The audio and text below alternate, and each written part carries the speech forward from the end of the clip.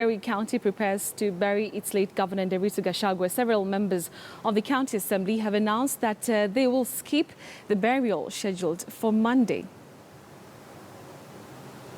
A person named Engineer Wahome, who said he'll deal with me, be it by a gun, be it by arrows. So I don't know what shall happen to me. Another members who have been discussed during the condolences, and we have heard recently, we were told that our condolences message was not accepted.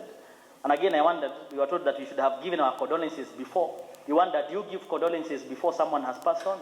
So, Mr. Speaker, the members of this assembly, as we are adjourning, feel this in discomfort. You know what has happened to us before? We have been beaten up in Kafar, in my ward. Threats have been issued against us. We are not taking anything for granted.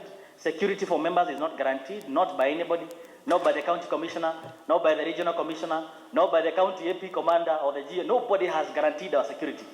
Instead of going there to provoke other people, maybe by virtue of our presence, I would also second that we retain and go to our works, do what is supposed to be or to be done by us at that particular time, or another when the ceremony goes on, Mr. Speaker. We are threatened, Mr. Speaker, as honourable member, Mr. Speaker, even if we have been good friends to our government, Mr. Speaker. Sometimes we differ, but those differences, Mr. Speaker, was not personal. It was political motivated, and we are playing our oversight role, Mr. Speaker. And therefore, Mr. Speaker, I think we are worried.